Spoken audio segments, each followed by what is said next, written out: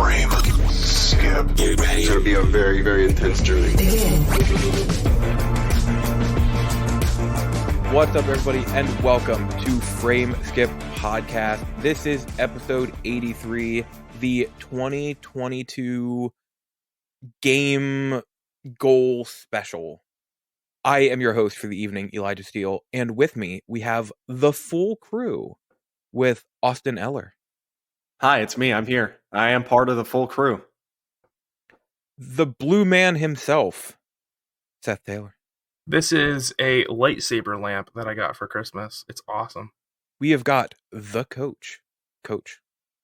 I am now a proud member of the FSCC. Ask me what that is. What is it? What is that? The Frame Skip COVID crew. That's true. That's true. I'm like, I know it's Frame Skip something, but Frame Skip Community College? Coach is teaching at our school? That's right. And we have the one and only George Loftus. Let's go with George Jacoby Myers Loftus. Okay. Somebody got his second ever NFL touchdown this last Sunday. No lie, earlier today, I'm like, yo, am I going to use nicknames? And if so, is George just going to be Jacoby Myers? It's either Jacoby Myers, an honorable mention to Damian Harris, who just crushes it. Georgia running backs do really well in the NFL. Who saw that coming? Or Nick Folk, the folk hero himself. Little foot sniper, that boy. Or to the Jacksonville offensive line. Or to, hey man, a W is a W. Folks, how are we tonight? Good, man. Good. I'm okay. I'll be honest. My partner went to Pennsylvania to visit her family. It's been weird being alone. I haven't been alone in like probably 4 years. So it's strange. This is the first day I've felt like normal since she's been gone. Well, Yeah, she's like 2 hours from me, it turns out. I was going to say that the real problem is she went to Pennsylvania, and I know of at least two people there that are strange individuals. So, little worrisome. Doctor Strange. She's from Eastern PA, so she's like just dropping all these, like, you know how like when you go to some place that you're from and you're like not normally there, you just kind of like become a local again, like kind of overnight. Yeah, you just blend right back in. Yeah, and so she's like, oh yeah, no, I had a good night with my mom. We got some Zimmies, which I guess is like Zinneman's iced tea, which is like a local brand of like iced tea they make there. And she was just like dropping all these like references that like I didn't go to high school with you. Like I have no idea what the hell you're talking about. But she sounds incredibly happy, and that makes me incredibly happy. I'm glad she's happy. I'm going to be honest. When you literally said dropping some Zimmies, I'm like, oh my God, is that legal? George, she's a lawyer. Should you be saying that into a microphone? Well, I know before we really get started, we wanted to start a new thing tonight and talk about something each of us have been into that isn't gaming related. Ooh. So, Austin, let's start with you. What have you been into? Aside from being sick, that's been a fun thing I've been into this past week. Classic. I've actually gotten really into Gunpla and model kit building. Hell yeah. Yeah, and it kind of started off with Elijah sending me a Secret Santa gift. He sent me actually what ended up being two models because, long story short, there was just an Amazon mishap, and we thought one had not been delivered, but it had been, and Elijah sent another one, so I now have two models from Elijah. And he sent me, you guys will know the names more than me, honestly. I just kind of built the models, but is it like the RX 78? That's the original, right? Like the most famous. It's the original, the White Devil Gundam, yeah. Yeah. So he sent me that one, and then he sent me, I think, a Gundam Helios, if I'm remembering correctly, is the model he sent me. So I got those, and then Andie gave me for Christmas, like a couple days after I got the thing from Elijah, she gave me an Evangelion Unit 00 model, which is Ray's Evangelion unit in the show, and so we've been working on that one. I did the RX 78, and then Andie and I have been doing the Evangelion together. And man, it's a ton of fun. I'm really enjoying it. I've never done model kits of any kind, so this is kind of my first experience, and like I've just really, really gotten into it as far as making sure I have the right tools and diving into kind of the techniques and stuff behind it, and looking up the proper ways to build and all that stuff, and sand and get the nubs off, and whatever it may be. And so yeah, I mean, I've really gotten into that this past couple of weeks, and I'm a little worried about it only because I have 3 model kits on pre-order already, which we'll see how this goes.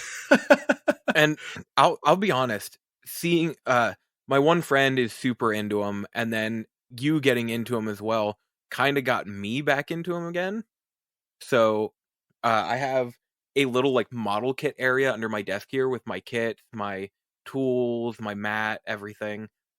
And I have another Gundam on pre-order, and I have a Zoid on pre-order. Yeah. Dang it, Austin. I know. I will say too, I think Seth has been building them for a while, right? I've been building Gundams for about 12 years, yeah. I feel like that's about where I was 12, so I'm going to say 20 years. It was like 20 years ago I bought my first Gundam model. Austin, you were asking questions I didn't start asking until like 10 years into model building. Like for me, like I treated it like a slightly more expensive at the time Lego, where like the joy was in putting it together. I didn't care about like doing anything else besides like snapping the pieces together. And on your first kit, you were asking questions I like didn't ask myself until like 6 months ago out of like sheer boredom, where I'm like, how can I make this better though? So I'm really impressed with your accelerated entry. I went 0 to 60. I was like, look, if I'm going to do this, it's going to be damn good.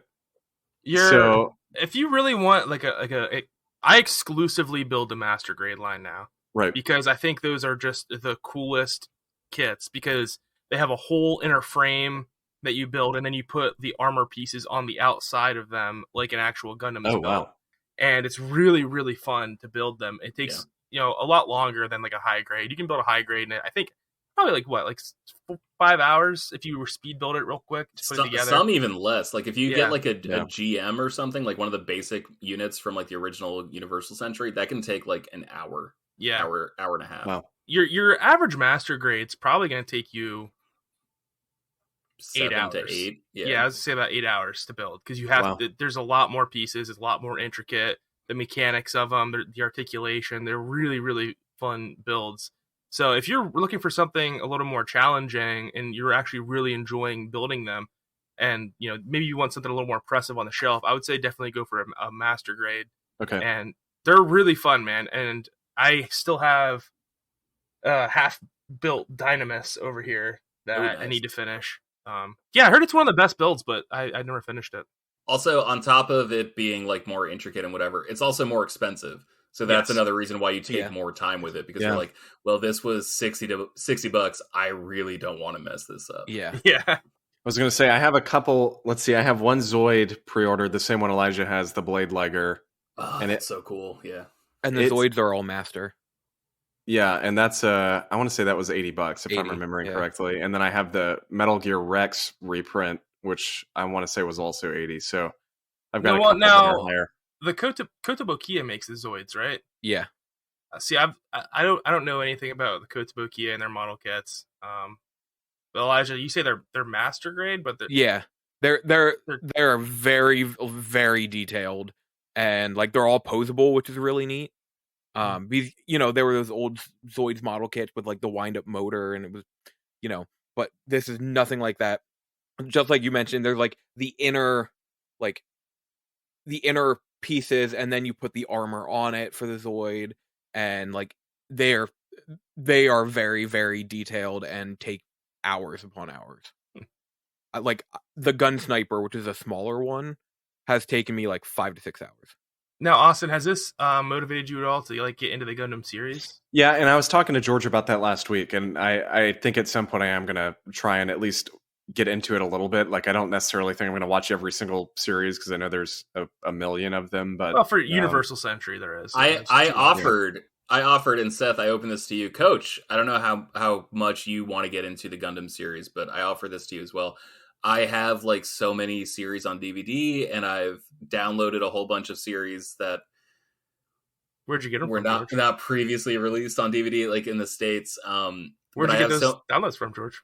Well, I own the DVDs, but I am unable to copy the DVDs to my hard drive with subtitles. Like, I still can't figure out how to do that. So what you're on the suggesting programming. is you would loan us the DVDs, right, for Yes. recording purposes, and then we'll give them back to you. That's exactly what I'm suggesting. And here's the cool thing about DVDs now is that they actually come on a flash drive. Oh, really? Whoa! Technology is Yeah, 2022, man. The Really future is here. The Jetsons were right. The future is great.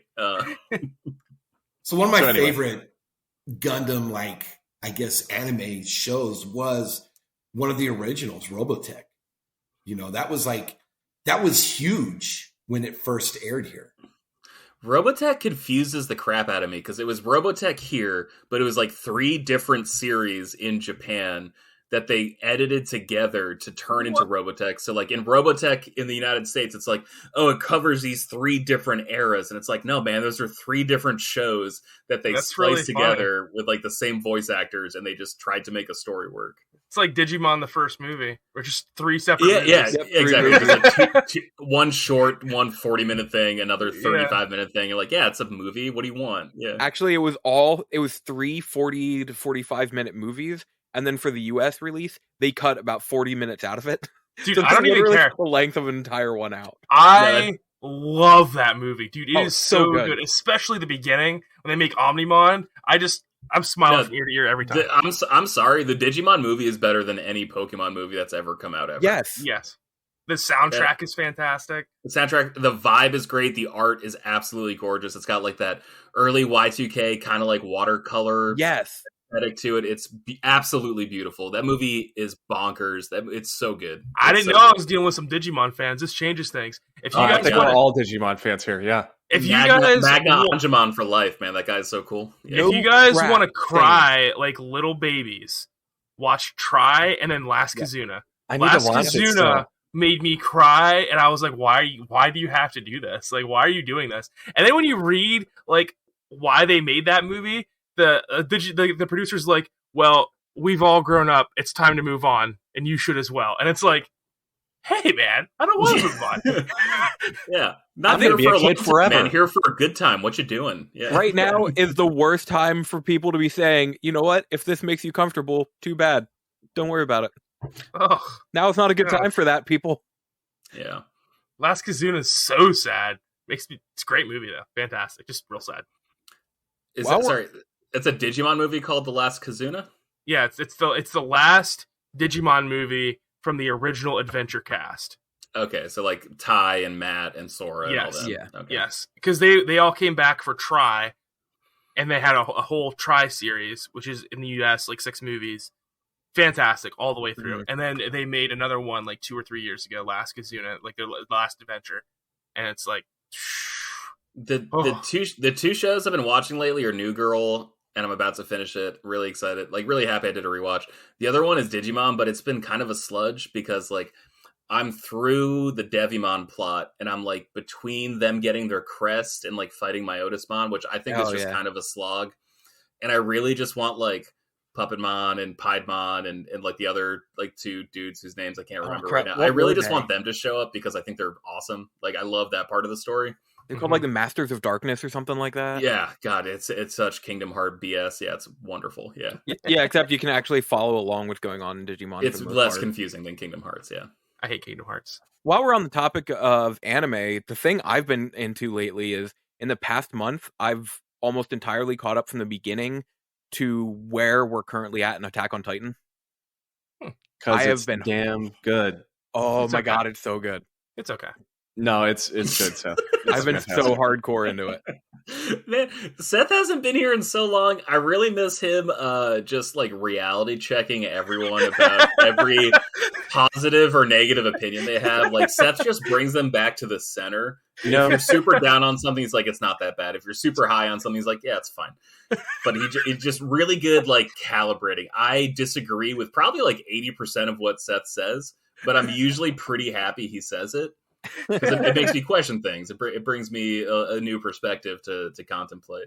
So Austin, do you know back. how? Welcome back. Thanks, buddy. Do you know how Attack on Titan ends? no, I don't. I Oh, haven't okay. read the manga. Okay. I'm really excited to find out starting on Sunday. You It know, won't be. Seth, you want to know? You want to know how something else ends? You didn't finish it. I hear you. You might want to finish it. It's called Hunter x Hunter.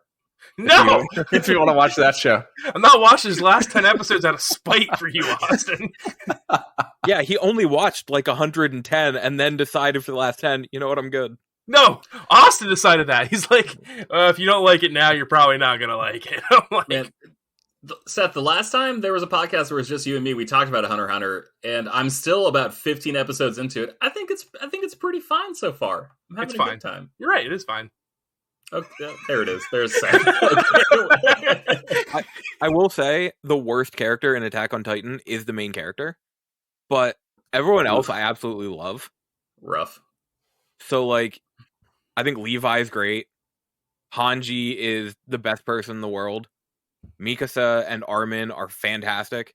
That show is fantastic. Oh, I love it.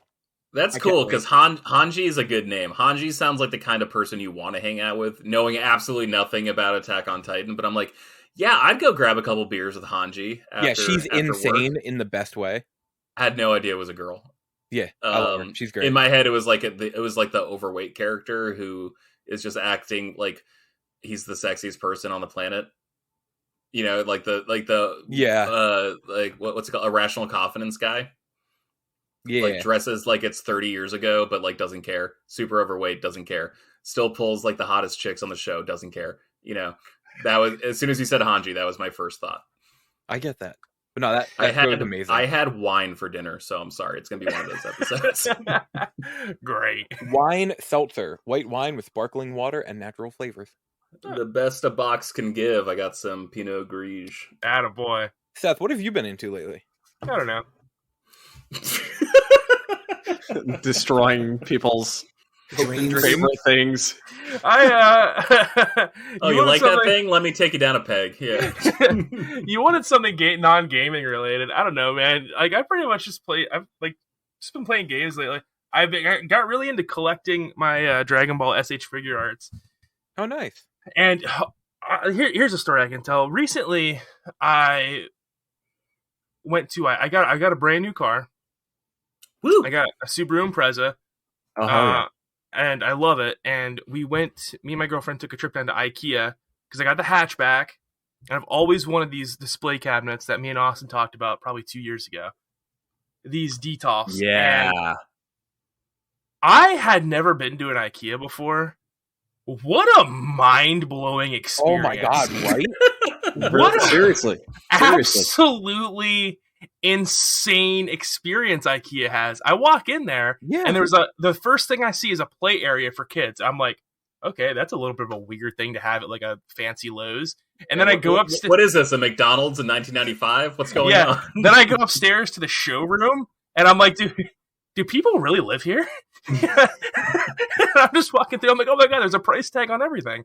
And I'm walking through, and I'm like, where am I? I crossed through into different dimensions, and all of a sudden I get to the end, and there's a meatball store. Yes. Where they sell Swedish meatballs. Sorry, Seth, you skipped over my favorite part about first going into an IKEA. Is like there's always escalators that go up to the showroom, right? Exactly. Yes. But right in front of the escalators, there's like notepads and pencils. And if it's your first time, you're like, what the F am I going to need this for? Yeah. And then you walk into the showroom and you're like, oh. And then you go back down and then you grab it like you're at a miniature golf course. Yeah. You grab the stuff you need. And then I finally make my way downstairs and I see the rows and rows of everything. And I'm like, oh, this is like the framework for the simulation. This is where the cookie's made. So yeah, I had my first experience in the IKEA at Philadelphia, and yeah, absolutely mind-blowing experience. And I got the lighting kit for my display case. It looks amazing. I got all my figures posed. No, not all of them. Yep. I got about half of them posed in there. I bought 2 cases, so I have the other one to build. Did you go with your girlfriend? Yes. All right, this isn't a sexist comment. This is just a personal experience Can't comment. see mine's behind Did your the TV. girlfriend want to pick out any of the stuffed animals? Yes, she did. She bought a panda. Okay, there it is. No, a koala bear. Last time I went to an IKEA with my girlfriend, she totally grabbed like the shark. Isn't it the Or dolphin? she like looked. She Shark. like looked at the Yeah. shark, and she's like, "Oh, that's cute," because she loves sharks. And I grabbed it, and then we named it Leo after Leo from The West Wing. So I've only ever been to IKEA once, and I got lost in an IKEA in Amsterdam, and it was really weird because there was so much Dutch all over the place, and I'm like, I don't know where anybody went. Thank God there are arrows on the floor. Dude, I was ready to just actually live there and be like, well, I guess I'm home. I had heard the legend of IKEA many times over. The legend of how great this place was, and I never knew how much I was missing out. Now, whenever I need furniture, I'm driving 2 hours to go to IKEA. Oh, yeah. Well, that, and like, I bought furniture from a bunch of places. IKEA's furniture is like legit great. Like, yeah, it is held up over multiple moves across the country, back and forth, and it's like stayed in great condition. Like, it holds up as well as more expensive furniture that I bought from other places. And the prices are insane. The prices are crazy. Dude, I don't know how much those cases were now, Seth, but I know when we bought them, it was like $60 for a full glass display case. I mean, that's phenomenal. 80. Yeah, but even that is still and great. When you look at like comparatively from different places, it's like $250. Right. It's crazy. Right. So that's pretty much all I've been. I'm still on a Dragon Ball SH figure arts buying binge. Although there's not much left to buy. Caitlin spoiled me for Christmas and got me all kinds of figures, and I want a buying spree, but I gotta stop because of the COVID quarantine. I'm still not getting paid, so like I gotta halt that. I gotta ask because I've never really bought high-end figures before. So like when you buy like a Trunks SH Fig Arts, do you get to choose between Super Saiyan Trunks and like future Trunks with like the purple hair? Like, is it like that level of accessories, or like are you either buying Super Saiyan Trunks or purple haired Trunks? It depends on the release and the figure. Usually, you will have a base form and a transformation, but not always. So, for instance, the Full Power Goku just came out from like the Cell Saga, and that's a budget release. It's only $35, and it's always Super Saiyan, and he comes with like 3 different pairs of hands, and that's it. But then you have like super high end releases like Hercule, and Hercule comes with like 2 different championship belts, like his capes, like 4 different faces, different hands, like stuff like that. And that one is like 120. So, Coach, what have you been into lately? So, as you guys know, I moved to a new house, and I went from a 1-car garage to a 2-car garage. So now I have more room. So I'm able to now complete my pain cave, which I did, but I got to finish putting it together. But last year I had bought a lifting rack. Sorry. As soon as you said 2-car garage, I immediately in my head started thinking like, is he going to talk about his pain cave? Do I have to ask him about his pain cave? God, I hope he gets to his pain cave. But do you not want me to? No, I was really happy because I know how bad you've wanted like a fully like decked out one. Okay. And so I'm like, with this space, I hope he's going to a pain cave, and then he did, and I was really happy. So the last piece of equipment I needed was a good treadmill. So I was able to pick up a treadmill. So the only time I have to go somewhere to work out is when I go swim in the evenings. So that's it. So tonight I'm going to finish putting it together. So now mornings, two mornings a week, I'll be spinning here. 2 mornings a week, I'll be running. And then on the weekend, I'll do my long rides. So, and then I bought a hybrid bike because I'm going to start riding my bike to work. So how many miles away is your work from your home? My school is 3.8 miles. Okay, so that's not too bad. No. The only bad part right now is it's really cold. So I think I'll wait. I could ride in the 40s, and especially if I just bundle up, not worried about aerodynamics and all that stuff. So I think I'll be okay. So I'll try. Next week we'll be up in the mid to high 30s. So on Monday I'm going to attempt this. So And it's all to like lose weight and to get ready for my triathlons in the spring and summer. That's awesome, man. That's great. Yeah. And sorry, is it a flat ride to your school from your house? Incline? Yes. A little deep? Yeah, no. It's flat. It's all flat. So are you going to start like timing yourself? Because it's one of those things like I always wanted to bike to work, but I was always like paranoid about showing up to work sweaty and gross. Like I don't know how to balance that. So what I'm going to do is on my road bike, which is a lot faster, it takes me 17 minutes. So I'm thinking 23, 25 minutes max, right? To get there just in cruise mode. And I'm going to get there early enough to where, you know, when I get to my room, 20 minutes just to kind of cool off. And of course I'll shower before I leave. Right. And then just bring my work clothes, and then just the employee lounge is right across from my room. So it makes everything good.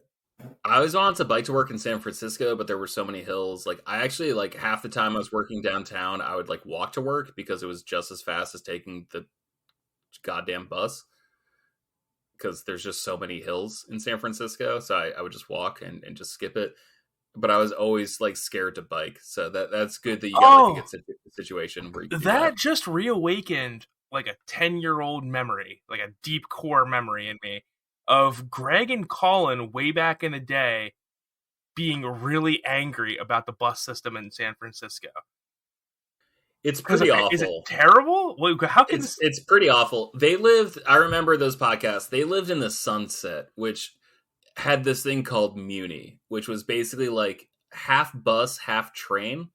So it would like drive from the Sunset to like the central part of the city, and then it would attach to the rails. And then it would become like the closest equivalent to like the subway train in San Francisco. So San Francisco is like a 7x7 square, basically, right? And so they lived in the Sunset, which was like below Central Park equivalent of San Francisco. And that is like the much more like residential suburb area. So they had like decent public transportation there. Everything north of the park was all buses, but everything south was called Muni. And so that was buses in that part of the city, and then at a certain point they would just go on tracks and then become like subway, so it would go like underground in downtown San Francisco. And it's awful. Like it was really slow, really inefficient, really affordable to a certain point, but really frustrating no matter what. And so it would take me like to get 2 miles to downtown, it would take me at least 35 to 45 minutes every day, which was just as fast as walking, to be honest. So I would walk as much as I could. But on like really hot days, I would take the bus so I wouldn't be sweaty and gross when I showed up to work. I've been reading so many comics. I've been getting really into short box summary. I've been having a blast doing it. And I've been writing scripts, reading so many different issues, trying to figure out the best way to tell the story of like early 2000s Marvel. And it's been so much fun. And like I have to read everything and then determine like what's the best order to tell it, because Marvel was telling its story in the early 2000s, and now I'm trying to tell that story the best way I can. And it's been super fun. And in fact, I think Elijah, Austin, and I are recording an episode this week about the Young Avengers, I believe, the first 6 issues. Right, guys? We still doing that? Yeah, right? Yeah. To my knowledge. Okay, yeah. Cool. Okay, cool. Thursday. We're recording on Tuesday. And it's just been super fun. And I've been watching like the early 2000s movies and just taking notes and trying to come up with like fun categories to make like an engaging podcast. So my thing, I've been reading that. The thing out of character for me is I actually signed up for a subscription to Shonen Jump, which is $2 a month, which is an incredible It's really cheap, deal. yeah. And I've been reading Dragon deal. Ball. I've been reading Dragon Ball in order, and it's the horniest thing I've ever read in my entire life. It is ridiculous. No, that's not true. It's not the horniest thing I've ever read. Coach came back for a second. I have text messages from myself in college, so it's not the horniest thing I've ever read, but it's an incredibly horny book. Good God. So it's really, you know what? Let's talk Dragon Ball for a second, George, because what Dragon Ball is today was not the original vision. So has this been the first time you've gone through Dragon Ball?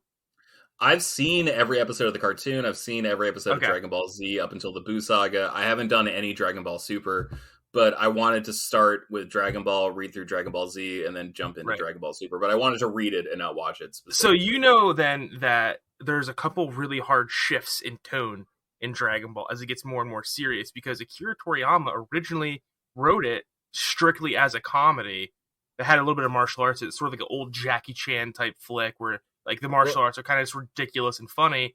It's like, a retelling of like the Monkey King fable, right? From Japan, but very loosely, obviously, and it's just like a very like whimsical journey of this kid, and Japan has very sexual humor, especially back in the 80s, where it's just kind of like, you know, like the over exaggerated like nosebleed, like passing out, like, you know, type thing, and Oolong like wishing for the panties to come down, and what he ended up realizing by accident, because I don't know if you know this, Akira Toriyama wrote all of Dragon Ball by the seat of his pants.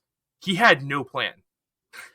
That feels right. I'm only like 35 chapters in, so like 35 issues, I guess, but like they're also like 14-page issues, so like it's weird to like judge how deep I am into the story, but it feels really like, oh man, like the end of this issue doesn't connect to the beginning of this issue at all. Like it feels like it's just breakneck pace. It feels like a Simpsons episode where. So one of the things I love is, because me and Caitlin just watched all of Dragon Ball and going from the beginning, is that you can see these drastic shifts in tone, because Shonen Jump has, I don't know if they do anymore, but back then they had these very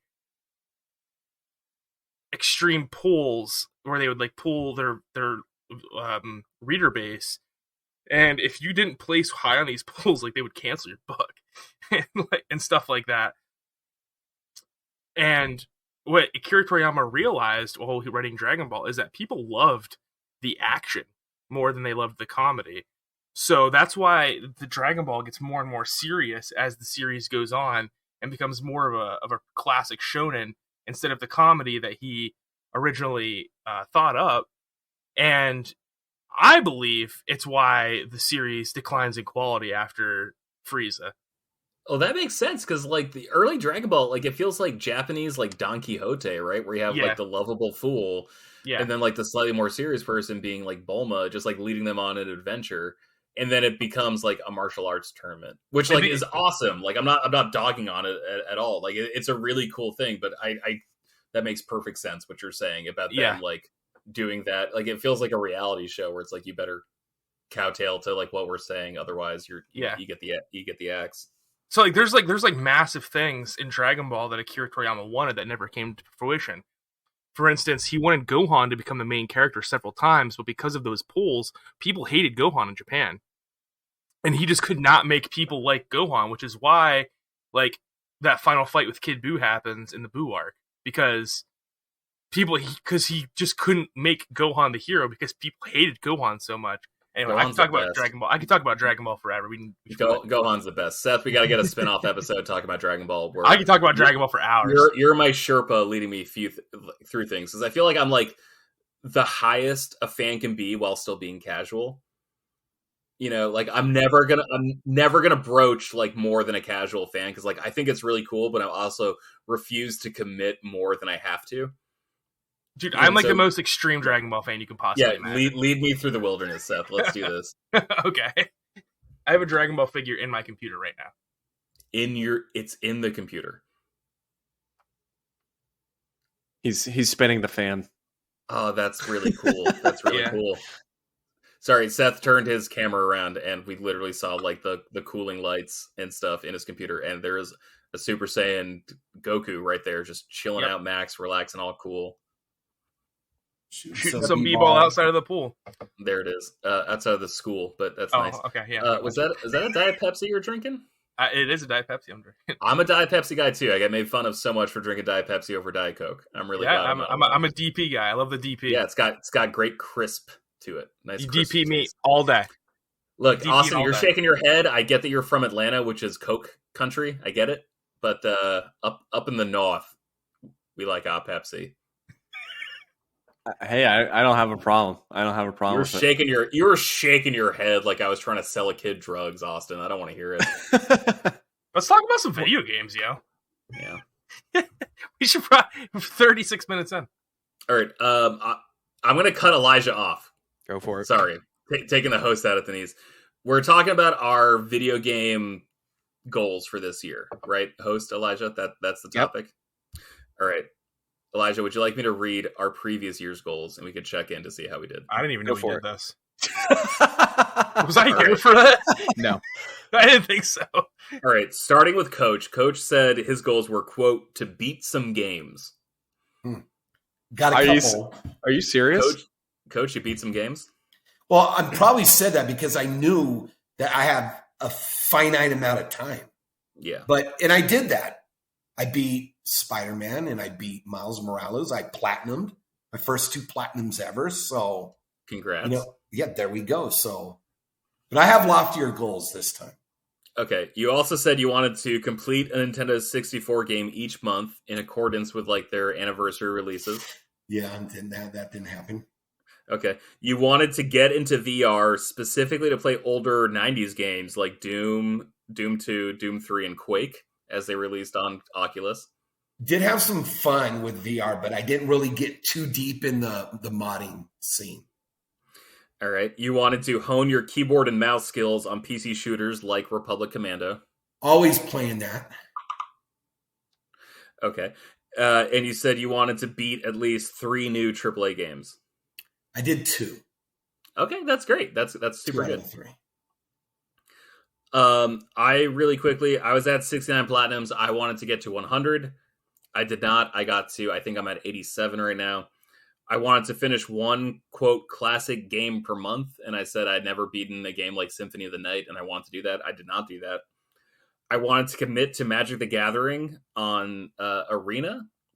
And I wanted to commit to 1 set and like get like the Game Pass, Season Pass, whatever stuff. I did not do that because that game's economy is the most broken I've ever seen in like a, quote, free-to-play card game. I wanted to play more games that don't have platinums. I played more Xbox 360 and Xbox One titles, so I'm going to half count that. I get a half a point.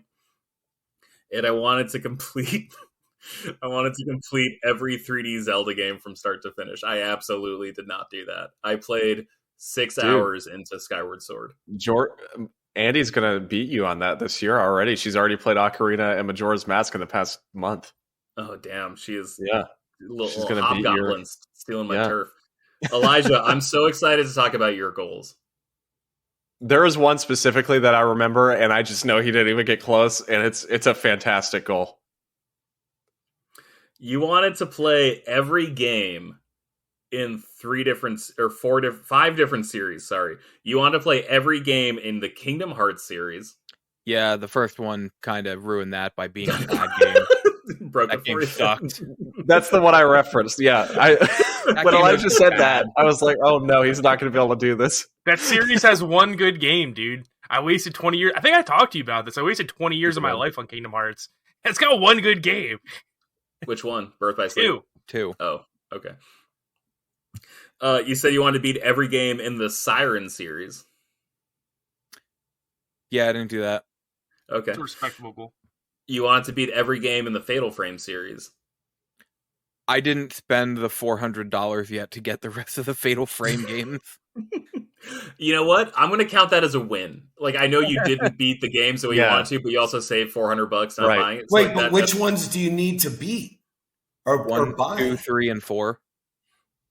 But you don't have to spend all that much money on them. I mean, like, you could get the Wii versions. The Wii versions only came out in Europe, so I would need to mod my Wii, which I don't mind doing, but also I would need to buy the Wii versions. You could do this one thing I know, and it rhymes with schmemulate. Yeah, but I'm not going to do that because they're horror games, so I would actually want them. You know how DVDs they come on flash drives now? I hear the games do that too. Yeah, but I don't like Especially playing emulated $400 games, ones. so I don't know. No, I get that. There's feel some right. things you want. Yeah, They don't feel right to me. I'll tell you this, Elijah. PayPal's new Pay in 4 plan has been devastating to my finances. So that's an option as well. I thankfully haven't looked into it yet, although I've been tempted many times. I see a $250 Dragon Ball figure, and I'm like, what's that divided by 4? Oh, it's $62.50? Yeah, I can afford that. All right, you also wanted to beat every game in the Mass Effect series. Look, I am still heartbroken about what happened, and I don't know if I want to go back. Like, I want to go back at some point, but What happened? You like that lost were your save or heartbroken? something, right? I lost my save data for 1 and 2. Okay, that's I platinumed the second game. Oh god, that's so much grinding, Right? So much, Right? that's so much planetary scanning. I'm so sorry. Oh, How'd God. that happen? What happened while I was gone? Who let you do this? My PS5, I had to system reset, and my PS Plus online storage for PS4 saves was full. Because what it doesn't tell you is though there's a huge amount of space, there's only a limited number of saves you can have uploaded. And I hit the max. Which actually reminds me, I need to delete some saves so my Attack on Titan 2 saves can be uploaded. What's the number of is it a massive amount of saves? Probably. I have a lot of saves, but then again, I want to say BioShock has 30 saves, which doesn't help. okay. But Yeah, no, there are you're different totally games. right. Yeah. There are different games that'll just make mass amounts of saves. So I need to go and delete some of them. It's apparently 1,000, but the thing is, Elijah's right there. There's a lot of games where it'll do literally 30 save files for no reason at all. So yeah, it's not that I didn't want to play the Mass Effect games. It's just by the time I finished 2 and took a break to play another game and then come back, my PS5 had to system reset and all that data was gone. Well, especially because it's that's my shepherd. I spent so much time with that person. I did the story, and to lose your shepherd before the last one, that is devastating. That's really terrible. I'm sorry, man. So it was hard for me to feel well, I have to restart the games now. Because I don't even know. I don't even know what I would do. I probably would. Yeah. I'd probably never go back. And that's honestly what's been hitting me. It's man, every time I look at this, it just reminds me, oh, I've put a lot of time into this for it to just get erased from existence. That's absolutely devastating. I have a note here where I said, "Oh, you mean the 3 games?" And you said, "No, all 4 Mass Effects." And then I reiterated, "No, you really just have to play the first 3. I actually personally like Mass Effect Andromeda, but you don't have to play it." And then you said, "Quote, I want to play it. I'm Icarus. I'm going to fly towards the sun." And then I said, "Elijah, that was what killed Icarus." Yep. Elijah, he died, and then you doubled down and said, "That's how I'm gonna do it." It sounds to me like your save file flew a little too close to the sun. George, you weren't wrong. My save file died. Yeah, you flew a little too close to the sun there, Chief. Yeah. Also, the last series, you said you want to play every game in the Shadowheart series, which I actually can now with this new capture card because it'll actually work and let me play it on my monitor. Tight. And the last goal you had was you wanted to grow your Twitch audience. You wanted to double it to 600 followers. I'm at about 400 now. That's awesome. That's huge because you were at 300 last year. So that's incredible. I also have some notes from that podcast episode. Austin, you weren't on it. Seth, you weren't on it. So I'm sorry. I don't have goals for you guys. Austin, I didn't listen to the next couple episodes to see if you came on to share your goals. I'm sorry. I don't think I did. George, let's be honest here for a second. Remember when we talked about those 3 games we were each going to play? I did play all 3 of them, so I don't want to hear this. No, I don't know what you're talking about, actually. I have no idea. George, I know you did. But when we're talking about what Austin's goals could have been, I want you to remember what happened there. Okay, that's a fair point. I have some notes. I mentioned on our last goals episode that I was on the fence about buying a game called Fragile Dreams Farewell Ruin to the Moon on Wii. I actually did end up buying it. I haven't played it yet, but I bought it back when it was the cheapest. I've seen it in the last year, so that's really nice. Elijah bought a game called Rule of Rose that became the most expensive game in his collection. Have you played it yet? Yeah, good game. I enjoyed it. And Coach, you were talking about games called Blue Fire and Blue Fable. Blue Fire was like a Switch game. Yes. And then you said something about Blue Fable, but I wasn't sure if you meant Blue Fable or Bug Fable because that. I was thinking Bug Fable. Yeah, Bug Fable. Yeah. Okay. Sorry, you said Blue Fable, but I wasn't sure if that was just some cool game that I hadn't heard of. Okay. I have a question for Elijah. Yes. Rule of Rose is the rapey game, right? So that's what it supposedly was. That's why it was banned in the UK. But it doesn't actually do anything. It kind of alludes to that happened to somebody, but it's never explicitly. It's the blonde girl stuck at the castle, Yeah. She can't like defend. Yeah, okay. I've played that. I knew somebody that had it. I played it. That also describes very almost perfectly Haunting Ground, another PS2 horror game. But I'm gonna 95% guess it was this one because the Big Tell. Did the other one have like a dog that sticks with you the entire time? It did. Okay, then that might be Haunting Ground. That one from Capcom, this one from Atlas. But... Yes, it was Haunting Ground. Okay. Yeah, because this one, the person that kidnapped them was like trying to like breed with the girl or something like that. Yeah, I don't know the story in that one too well. I know of the game, but I've never played it. I want to. Yeah. This is the game I was talking about. I've never played Wolverine.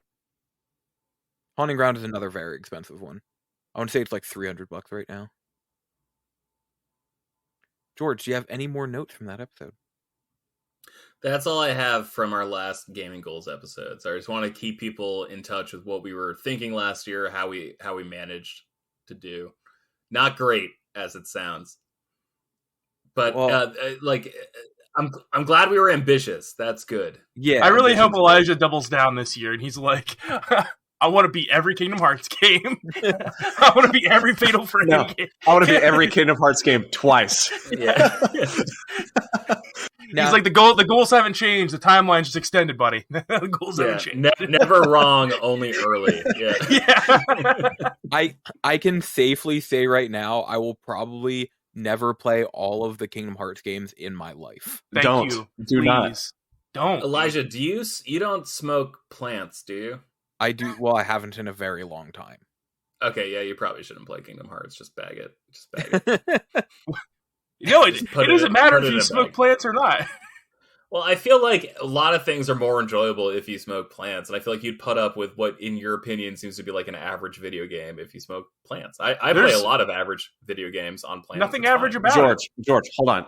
If you think that people that are perfectly like normal drinking water, like nothing, they're not intoxicated, they can't understand the story of these games, you think somebody on plants is going to be able to understand Kingdom Hearts? Yeah, I think you'd be more open to it. Like, I can't tell you, like, sober George would watch Joe Dirt.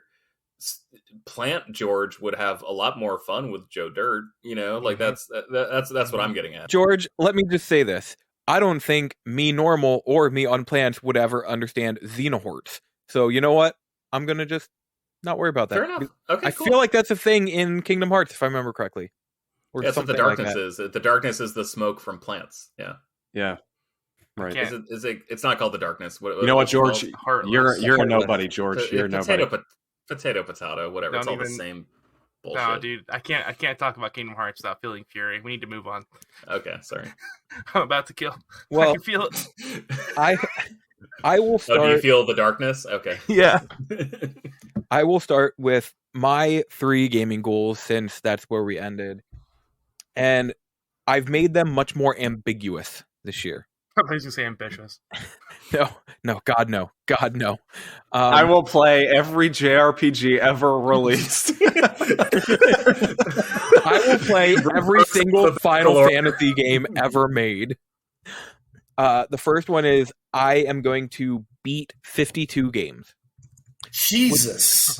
Which may good God. How much time do you have? Well, I want you to keep in mind, I have like 15 to 20 games to play that are 4 hours or shorter. I started a blog called the Backlog Quest Log, and my goal was to beat a game a week and like get the platinum in it each week. I made it to 24 before I just snapped like a mental patient. Like, I was like Leonardo DiCaprio in that movie, The Beach. Like, I lost my mind. I couldn't do it. So, yeah, I have a number of games that are like 5 hours or less. And I stream 6 hours at least every weekend. So, I'm good. And that's not counting what I play like at night or that. So, I'll make it easily. My second one is... Oh, and I've already... Remember that, guys. I've already beaten one. I beat one literally on the January 1st. So there's one for the first week. My second one is to reach 200 platinum trophies. I was at 115 when the year started. I'm currently at 117. And I am not going to worry, like, if I do, like, cheapo platinums, they're included. So I think I'll be able to do that one pretty easily because I have a stockpile of those as well. And my third one is I want to play 26 specifically indie games. One of which I've already beaten and platinumed. So that's all 3 right there in one fell swoop, is 1 down. I don't want to do any that are like a specific series or that, just because I know the way I game and everything, and my tendency to like jump around and be like, oh, I'm really in the mood to play this right now. And I'd much rather, one of the big things is, it's not on here, but one of them is just, I want to have more fun and be more relaxed about how I play games and not set goals for myself that require me to do specific things. So like just like beat 52 games. See, no, but that's easy though, because it's just playing games. I'm not like specifically saying I want to play the Kingdom Hearts games or anything like that. I'm not saying so like I have to play these certain things. Now I can just game and play whatever I want and relax about it. So for the first week of 2022, you decided to casually jump into the 50-hour Final Fantasy VIII experience. Well, I mean that's what I'm playing in the background. I'll easily beat a game a week for the next like 10 weeks on the side. You know, Elijah, I'm rooting for you.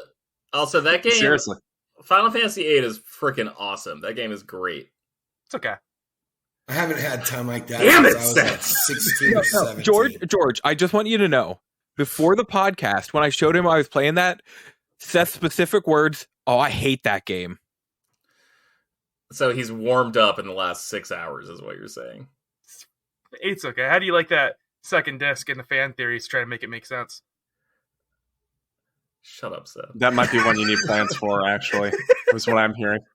Seth, you're playing with an Allen wrench right now, and like you're like literally like winding people up. Like I want you to know, like you're like metaphysically affecting the universe by twirling an Allen wrench in your hand, like a churn. Yeah, you're spinning up like a little like clapping monkey, and it is infuriating because it's working. I love it. I love it though. Back of S word. God damn it, Seth.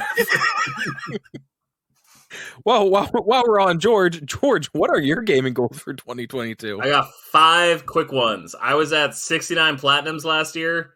I want to get to 100 this year. I made it to 87. I wanted to get to 100 last year. I just haven't been into games like the last like 2 months probably. I've been playing them out of obligation to the show, and it's like my favorite thing to do while I like talk to a friend on the phone is like we'll play Call of Duty together or something. So like that's how I've been gaming. So I'm like cutting my expectations in half. Like last year, George had been like, I want to get to 150 platinums. Like, nope. Just get me 13 platinums this year. Give me 1 a month. I'll be happy. The only 2 specific games I have, it's a parlay. And the 2 games I only get Doki Doki Literature Club. I only shoot. Okay, that's the third one. It's a 3-way parlay with games. The 3 games I want to beat this year are Ocarina of Time 3DS, because I've never beaten Ocarina of Time. Oh, such a beautiful game. Never. It came out when I was like 8 years old, and it was just like too confusing for 8-year-olds. Damn, you were 8 when I went to Afghanistan. Seems like yesterday. You went to Afghanistan in 1998? I thought you meant 3D. Sorry. Okay, sorry. Yes, I was like, George was 8 like 4 years ago. I was like, why were you in Afghanistan in 98? Like, I thought we didn't go there until 2001. That's messed up. Like, that's one game. The other game I want to beat, Final Fantasy 13. Just because I think that game, like, aesthetically is gorgeous. I've played like 10 hours of that game. It's infuriatingly confusing because you got like the fal'C and the pla'C or the la'C, whatever. And it's just like you couldn't have made them sound a little more different. That would have been too hard for you guys to do. Okay, but like, should we make that one of our games for our segment? Yeah, we probably should. Yeah, I'm down. Wait, what are we doing? Elijah and I have a spin-off show where we just complete PlayStation 3 games and record like a bonus episode each month. You know, starting 13 it this year. The 13 series is on Game Pass, right? Yeah, That's nice. We like trophies. Yeah. And also want to beat Doki Doki I'm with you, Literature Seth. Club because I lost a bet.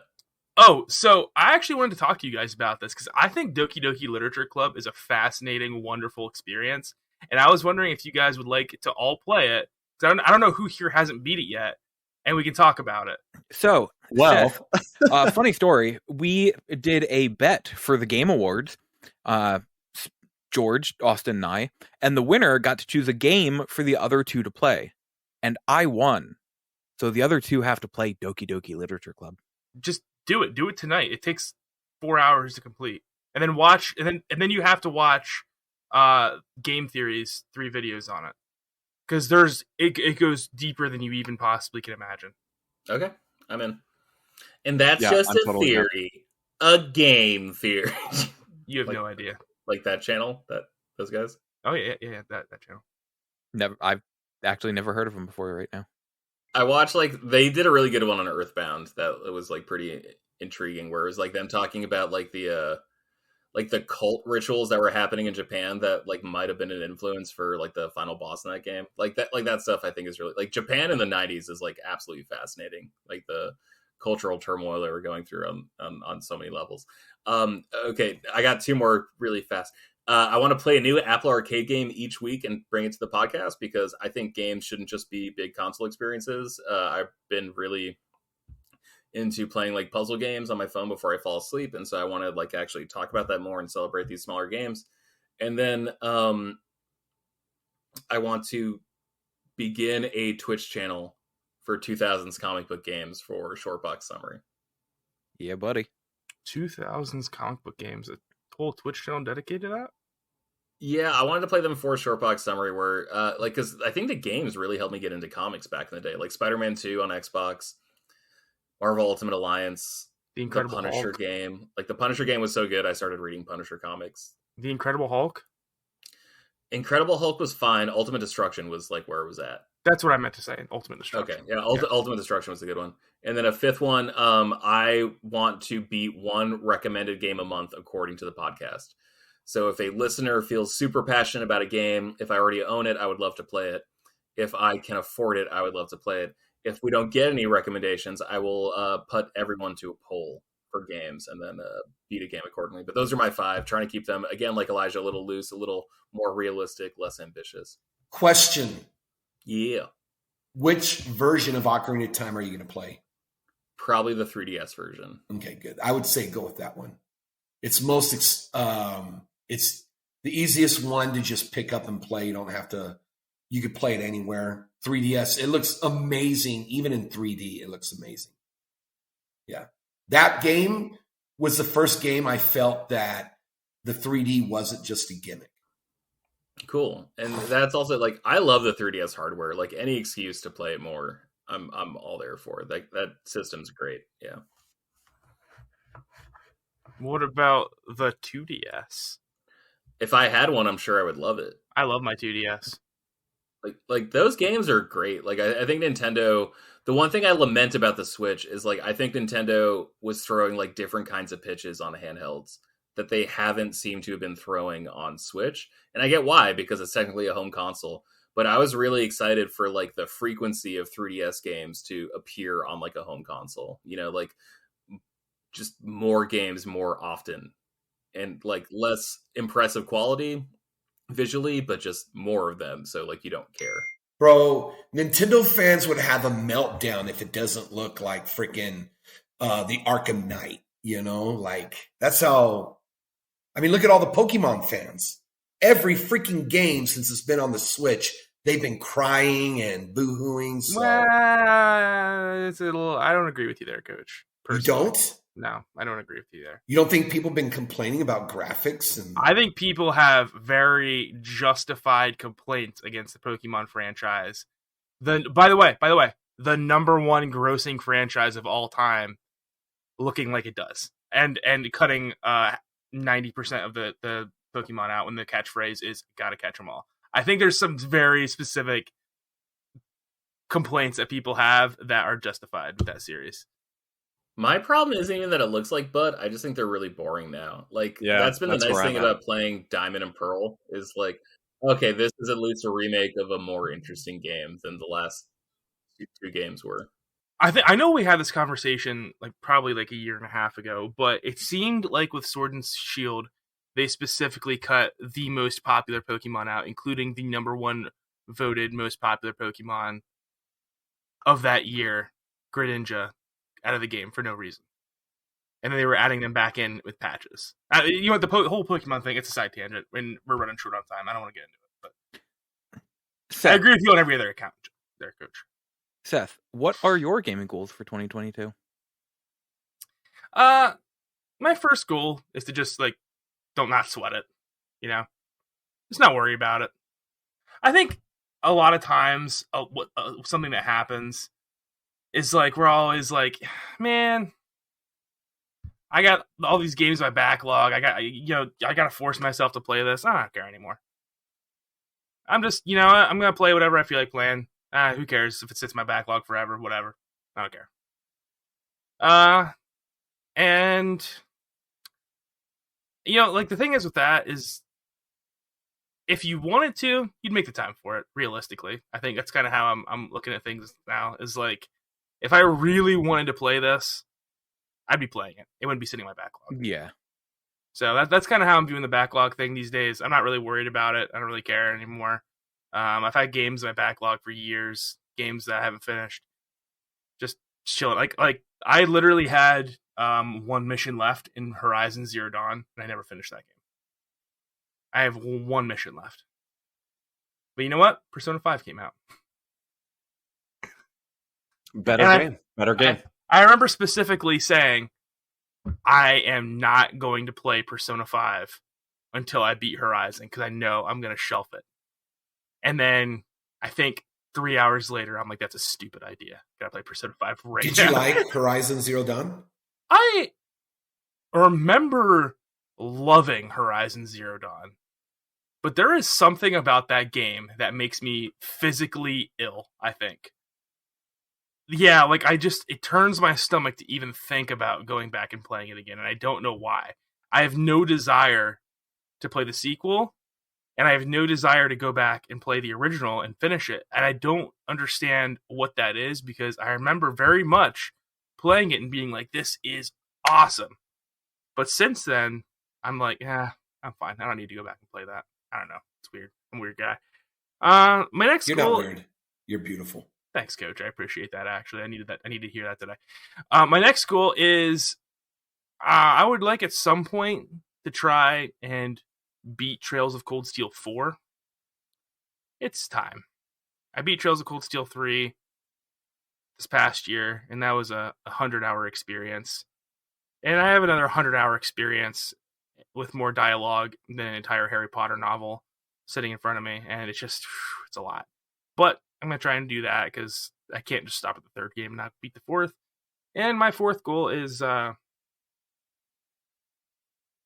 third goal is to complete the other two goals. Complete the what? The other two goals. I support it. Accountability. Yeah, that's good. Yeah. I thought you were going to say your goal was to beat like 104 games this year or something. My goal is to become the #1 player in Halo Infinite. And and I am not. And you know what? I only have to play 400 matches per week in order to get that done. So Seth's goal is to beat 53 games just to spite me. Yeah, oh my God. Yeah. He's gonna beat it that extra week of the year in his time frame. Just an extra week this year. For that him. would be the best long con. Is to like when we do our end of the year show, like listen to Elijah be like, you know what, you guys all made fun of it. Beat 52 games. I'm like, I beat 53, buddy. Prove it. Here's the list. And it's just a whole bunch of like 10-minute games off Steam that are like 99 cents each. Exactly. Loco Lizard Man, more like Loco Snail Man, the little slow video game player. Coach, what are your gaming goals for this year? So I have like huge gaming goals, but then that's like 17-year-old me when I had the time to play, right? I haven't had time to play since I've pretty much gone to college and then got married and yada, yada. But for this year, getting my feet wet with platinums, I want to platinum quarterly. So that would be, at minimum, that would put me at 4 platinums this year. But what I would really want is 10, but I don't know if I can achieve that just with military training. And this year it's my promotion year to Master Sergeant. So I don't know how much time I'm going to have to put on the military side. So for something that I think I can do would be 4 or quarterly. Okay. Yes. And because I'm not hyped for Gotham Knights, for some reason, I'm just not hyped for that.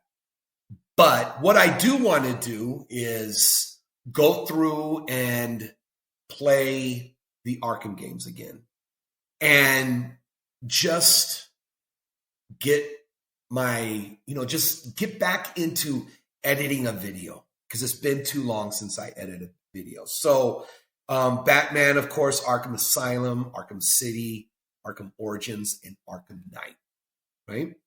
So pretty much those are like June was Arkham Knight, and then like August, September, October, I think. Okay. Okay. Wait, so hold on. Time out. Sorry. Is Arkham Asylum, is that the best August release of all time? I'm not Because sure. I remember grabbing that game like right as I got to college, like my sophomore year. That was when it came out. Like the weekend I showed up to college, that game had just come out, so I went and grabbed it. I'm not sure. Oh, okay. I don't keep We'll track. We'll talk about this next Yeah. week. Monthly Incredible summer game. Can't list off August releases right now, Posers. George. Fake nerds. So my third that I'll talk about, my last one that I'll talk about is when I was in Saudi Arabia, I was able to beat Tropical Freeze, and I 95% it. So once you beat it, you have one more of the secret levels. And we were getting ready to leave, and I didn't have time to beat that. So my goal is to go back 100% Returns and Tropical Freeze. Returns is going to be a little bit difficult because it's the motion controls, and I'm not a fan of motion controls. And I don't know how good it is on the 3DS. So I might go to the beat Returns on the 3DS. I'm not sure. We'll see. It's good on the 3DS. I played it on there and it was great. Yeah. So I didn't ever play the original Wii version, so I don't know how to compare it, but I enjoyed what I played on the 3DS personally. Right. So I'd probably do it on the 3DS just to get it out again, and Feels play good that. holding it, man. I'm telling you. Feels good holding Yes, that 3DS. you ain't lying, bro. You are not lying, man. So those are my 3. I have a couple more, but if I get them, I'll talk about them at the end of the year or the beginning of 2023. Nice, very nice. I believe in you, Coach. Thank you. Austin, what goals did you set? Austin for 2022? JL. All right, so I've got 3 here. My first one, I want to platinum Persona 5 Royal, because I never beat it, and so this is kind of / me beating it as well. But it's a very easy platinum. It's extraordinarily easy. Wait, you never beat Persona 5? Not Royal. I beat 5. Oh. Yeah. So I have a question for you. Yeah. Do you get a revolting feeling from Persona 5? Revolting? Yeah, so me and Pedro No. both have this like weird sensation where like we can't play anything Persona 5 related anymore. I think it's Really? because Persona 5 outstayed its welcome for me. But I tried starting up 5 and I tried was it Strikers? Yeah. Yes. Yeah. And I I can't do it, man. I'm like, I don't have anything left for this franchise. Oh yeah, not at all for me. I mean, I'm like still like I adore that game, and I got Royal when it came out, and I probably played at least 40, 45 hours. But I got to that awful part that, and you know exactly what it is, Seth, that everybody hates when freaking something happens with Morgana, and then there's that awful dungeon with that character that nobody cares about, and the last main party character you get in the game, and that was the one I was didn't at. need to exist whatsoever. Right. Yeah. So, and that's when I stopped, and that was the same exact place I stopped when I played it the first time, the original version, and then I came back to it a couple months later. But that's where I'm at in the game right now. I don't think I would start a new save. I think I would just continue there. But yeah, I want to platinum it. I want to finish it. The platinum is extraordinarily easy. You don't have to go out of your way to do anything. It's kind of just like experience the game. Isn't it just two confidants that you need to fully? Yeah. It's like they really just made the platinum like cheese easy in this game for some reason compared to 5 and Golden. So my second goal is actually one that I've been wanting to do for a while, and it's to play through kind of the rest of the main Zelda games that I've never beaten. So I've played all the 3D ones. I've played most of the 2D ones, but I'm missing Link's Awakening remake. I didn't finish it. I'm pretty close to the end, but I didn't ever finish it. I've never played Oracle of Ages or Seasons. Never beat Link to the Past, and I've never played Minish Cap. So those are the ones that I'd like to run through and finish. I don't really want to play Zelda 1 and 2, even though I've never beat them. I just don't really have a desire to go back to those games. That's fair. Wait for a remake. Zelda 1 is dope. Zelda 2 is like... It's hard, yeah. Yeah. So you said Link's Awakening, okay. Yeah. Oracle of Ages and Seasons. Yeah, and I probably won't do both. I'll probably just do one of those. Link to the Past. You should do both. Link to the Past. Yeah. And what was the last one? Minish Cap. Oh, Minish Cap. Yeah. Why do you say I should do both, George? Because one is like puzzle oriented and the other is like combat oriented, and they like play into each other. So you like get a code when you beat one that you can type into the other. Okay, I didn't actually know that, so I probably will do that in that case. Let me know when you start working on those. Yeah, and I have those too. Like I'll totally play through those with you as well. I'll even start Link's Awakening again. Probably what I'll do. I'll finish up into each other. Yeah, I'll finish Link's Awakening up since I've already made some progress in that game when it came out, and then I'll probably start with Link to the Past, then Oracle of Ages, then Minish Cap. So, and then my last one. This is actually probably the most the one that I'm hoping I succeed at, but it's to limit myself to 5 full price games in 2022. Yes, makes sense. I have so much to play. I have Game Pass. Stuff goes on sale immediately these days. I really want to limit how much I'm spending on games. I don't think there's any reason to buy many full price games unless it's like, for me, Monster Hunter or Sunbreak when that comes out, or hypothetically Breath of the Wild 2. Like, there's a few games out there that I would buy, but for the most part, I really want to limit myself this year and save some money. And especially with like after 4 months, the games will be like half off. Yeah. Okay. So yes, Seth. Scatman has something to say. Oh, snap. Your hands raised. What Monster Hunter game were you planning on playing this year? Sunbreak. The expansion for Rise. Yeah. So I got something to say. Because once again, this year, I bought a Monster Hunter game to play with Austin, and he did not play with me except for one time. Well, because you sold your Switch like a week later. I did not sell my Switch a week later, Austin. I sold my Switch like 6 months later. Stop lying to me. I can't take it anymore. You sold your Switch, and then you bought a new Switch, and then you sold that new Switch? Yeah, I was like, this is immediately like a mistake. So you don't currently own a Switch? No. Okay. What if I send you one of my Switch Lites? Would you keep it? No. Well, I mean, yeah, I would keep it. It would sell it. No. I would keep it because you would have given it to me and as a gift and not ask me to sell it. But I'm not going to play it. I have no reason to play the Switch. Monster Hunter is coming out on PC, and I just Right. I wish it was crossplay though. I mean, they've got to fix that moving forward. You know what they have to do? They have to make it easier to play with people in Monster Hunter. I'm sorry. That right. lobby system is like absolutely straight from the 90s. It's like an old school like LAN setup. It's crazy. I mean, I love that series. It's probably still my favorite series, but like aside from Zelda and Metal Gear, but it's just no. I agree. I think the online could use some work, and even in World, as much as I love that game, like the fact that like to play single player missions together, you had to like go in and see the cutscene in two separate things, and then one person had to back out and go and join the. It's too convoluted, and they really need to work on it. So I'm hoping they improve that with whatever they make next. Are you going to buy Splatoon 3 full price day one? Yeah, that'll be one I buy. Okay, I'll buy that one too. Yeah, I was just gonna say I loved Monster Hunter World, and I loved playing through it by myself because my friend didn't play. Promised me he was gonna make time, never made time. It's weird how that happened.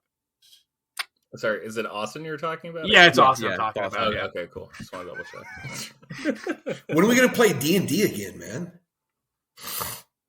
What? I don't know. I've been begging you guys for Bro, I'm the one who's been begging. I'm the one who always, hey, man, let's play. Be careful. No, Seth is like actually jealous right now because he thinks we're talking about actual D&D. We're talking about an Oculus game that is like a Dungeon Master. We played it with Seth. Yeah. No, yeah, we did play it together. But I thought Coach was talking about real D&D, and I thought I wasn't invited, and I was about to just have a meltdown on the podcast. We should start like an actual D&D game. We should start like 100% down. 100%. Seth, would you DM or do you want someone else to DM? I don't care as long as we're doing it. I'm down to do it. It would be fun to do it. I'm nervous to DM, but I'm down to play. I'm nervous to DM because I always put in so much work. And then people stop showing up immediately. I have never missed a podcast ever since I was invited onto the show. I don't think I've missed a single episode. Really? I don't think that's true, George. Actually. I don't think that's true. Okay, I might have. If I've missed an episode, it's literally been one episode. The man who edits the show has something to say about that. That said, George is far more consistent than anybody else on the show, including myself. For sure. If I've missed an episode, it's been literally one episode. Yeah. I think you've missed I'm never the person to say I can't record this Tuesday. I'm never that person. Yeah. I'm happy when everyone else is like, I can't do it. I'm like, I gotta get a night off. This is awesome. I get to watch basketball. I'm never the one to cancel it. I respect that. Well, fellas, do you have anything else to say before we end for the evening? I do. I have a very good theoretical topic. If Austin would allow me the time to talk. Okay, about it. Yeah, go for it. Go for it, buddy. Yeah, I'll decide if I want to cut this out later. Theological. Okay. And that topic is: do you guys think it is time for EA to shutter BioWare? To do what? Shutter BioWare. You mean like get rid of it? Yes. And here's how I would like to. So, BioWare is known for making Knights of the Old Republic 1, right? Mass Effect, and what was the original Xbox game they did? Jade Empire. Well, they made Dragon Age. They did Knights of the Old Republic before Jade Empire. Okay, and Dragon Age, which had one good game. Arguably two, if you think Inquisition's decent, but a lot of people don't, including me. Yeah, but Dragon Age 2 is good. So. Dragon Age 2 was a game. Who does the Old Republic? It was fun. It was a game. Who's working on the Old Republic? And that is like an extension of BioWare. Okay. Wait. Do you mean like the remake or the MMO? No, the MMO that's out right now. That's about to get a new DLC, I think. That's BioWare Austin or something. Yeah, that's not really. Well, okay. So here's what I want to talk about. It's a satellite studio. Yeah. They haven't made a well-regarded game since Mass Effect 2, right? I loved Mass Effect 3. It's well known that game has its core of issues that people had issues with it. Mass Effect 2 came out in 2010. They have consistently had failure after failure after failure, and not only that, every single person who made that studio good has left and been replaced. And at this point, especially after this whole Anthem drama, I'm thinking in my head, because I'm like, man, everyone's like, well, the BioWare's probably on their last legs. I'm like, maybe it's time. Maybe it's time because it's not even the same studio anymore. And they're just crapping all over BioWare's legacy. Who is like one of the most, like, 2000s BioWare is like a legendary studio, right? And this team is just like taking a big old dumpy poo on BioWare's legacy. And it reminds me of a fighter who has just outstayed his welcome and is getting knocked out in the ring left and right, right? Like we're familiar with that story. Like they just can't find themselves to retire. Should EA put this studio out of their misery? Let your crappy opinion of Creed go, man. Stop bringing that to video games. It's not a crappy opinion. Creed's a terrible movie. I was Creed's a bored great the whole movie. time. God, you're the worst. So that is the situation I wanted to present you guys. Should maybe not close the studio so they lose their jobs, but like maybe absorb them, rebrand them. It's not the same studio anymore. Ostensibly, they all left. It's hard, but I mean, you're right. I mean, they haven't, to me, made anything memorable since Mass Effect 3. And at that point, it's been, 10 years? Yeah.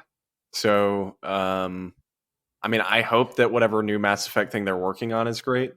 Yeah. But I don't know. I mean, Dragon Age Inquisition was like Game of the Year for multiple outlets. But I mean, yeah, whatever. If you just want to erase that game if you entirely, talk, sure. Yeah.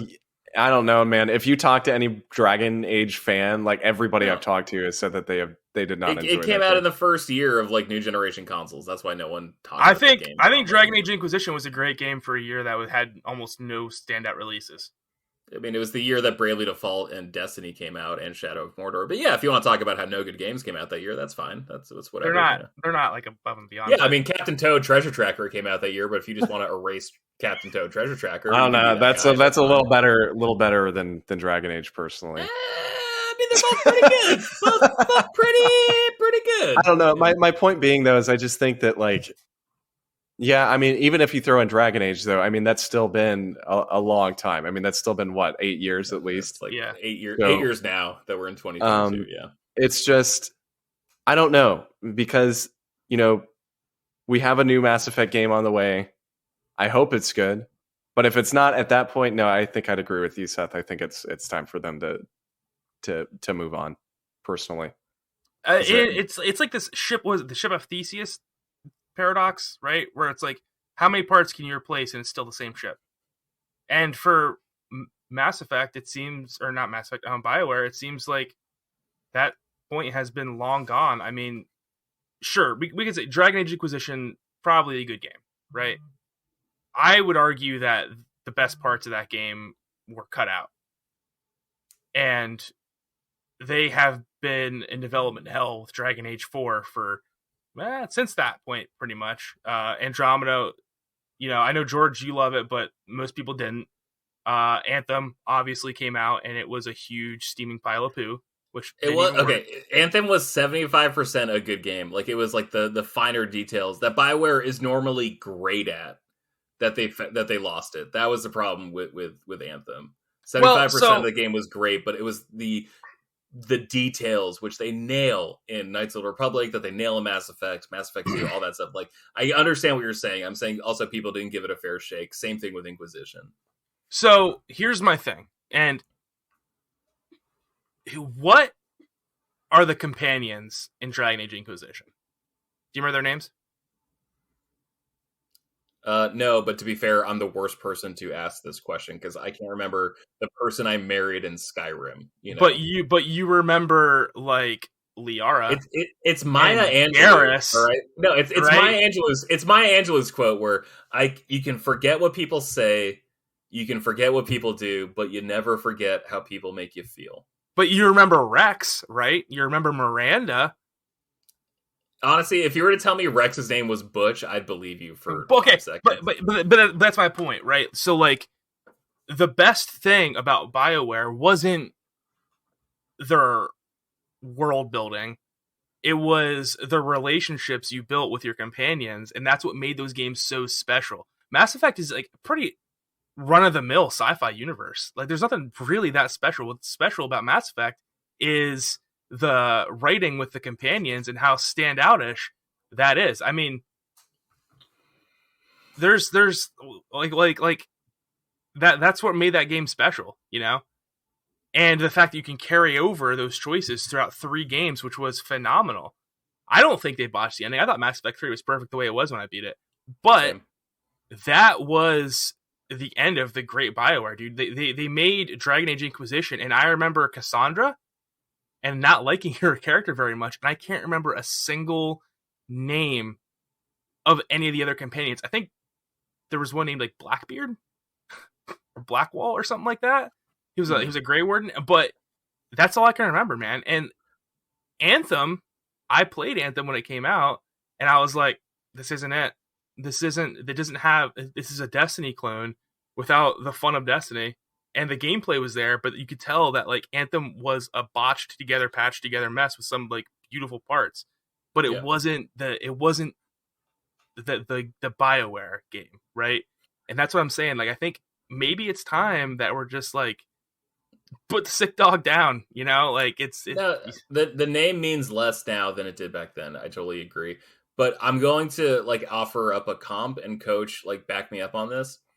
I don't watch like a lot of college football, but one team that was incredible in the 80s was University of Miami, the Hurricanes. And then they were awesome again in the 2000s. They had players like Vince Wilfork and Jeremy Shockey again in the 2000s after having like all-timers like Michael Irvin in the 80s, you know? And like they haven't been very good since then. But like the equivalent I'm thinking of, and like this is probably an inaccurate metaphor, so I'm sorry, but like, should Miami stop playing football? I'm like, no, they shouldn't stop playing football. Like, there's nothing to say they couldn't be good again. They're just currently not very good. I watched 4 college football games last year. Miami lost all of them. It was devastating to watch, so I just stopped watching college football. I'm like, there's other things I could do on my Saturday. And so, or again, I mean, you could watch UGA George. I mean, they've only lost 1 game this season, so lots of wins. To who, Austin? Who did they lose to? Nobody. Okay. All right. But it's one of those things like, should that college program shutter because they haven't been good in 15 years, 10, 12 years, however long Miami hasn't been good? And I'm like, in my heart, I'm like, no. And I'm like, okay, so like, why wouldn't I extend that to BioWare? And I know I've been talking a lot on this podcast. I'm about to shut up. Don't worry. But all I'll say is like, BioWare isn't the problem with BioWare. EA, I feel like, has been the problem with BioWare, because I've worked for companies where the creative team is really good and really talented, but they were stifled by the people who actually signed the checks. And you have to respect the people who sign the checks, because guess what? They sign the checks, but you know in your heart of hearts, like, if we could just do X, it would be successful. If we could just do Y, it would be great. So I don't think it's BioWare's fault. I think it's EA's fault. I think they've mismanaged literally every property they've ever gotten. They've had the Star Wars license for 8 years. They've released 4 games. Like, how is that possible? How do you not have everyone you have working on something of a Star Wars game? Like, they just don't seem really good at managing talent. And I think that extends to BioWare. And so I'm not ready to give up on BioWare yet. I understand that the name means more than the talent that's currently there. They lost the 2 PhDs, right? They were like the heads of the studio. So like those 2 were like the driving force of like the BioWare that meant the most to us, but also those games came out when games meant more to me than they do now. So like, is it them who've changed? Is it me who've changed? I'm not sure to say, but I'm willing to give them at least 1 to 2 more chances to win me back before I'm ready to close the door on BioWare. Bury Blizzard before BioWare. Oh, I 100% agree with that. But you got to remember, though, those teams, those development companies like Retro, Rare, during that time, it was exciting because these guys were throwing out good games. But these companies, they're not the same anymore. They don't have the same people. And look what Rare hasn't done anything major since Microsoft built them. Right. Or bought them. You know, so it'll be interesting to see. I mean, I know a lot of people are banking on Dragon Age, right? Is that their game? Yeah, their game it has no future in sight. It's in development hell forever. Yeah. It'll be interesting to see what happens with them. But It was a live service game. Now it's not. And Fellas, I think it's time we end for the night. You can find us on any podcast service of your choice.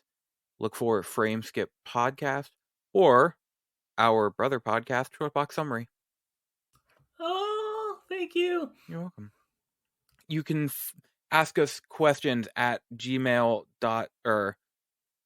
bit.ly/frameskipq Yep, or you got it.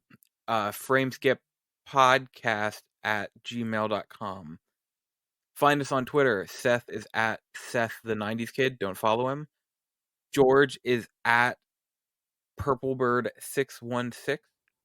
Follow me. Talk about comics. Yeah. Austin is at Austin J. Eller. Coach is at... I'm nowhere. I'm not even. I deleted my app because a good friend of mine did the same thing. Coach doesn't exist anymore. Not on Twitter. Hell no, and I'm proud of it. You can find Podcast me. Ghost. Man, I want to. Oh my God, MF Ghost. You can find me on Twitter at Local Lizard Man or on Twitch at Local Lizard Man. So that will do it for this week. And until next time, good night, listeners. Good night. Be merry, be proud. Like, share, subscribe, rate.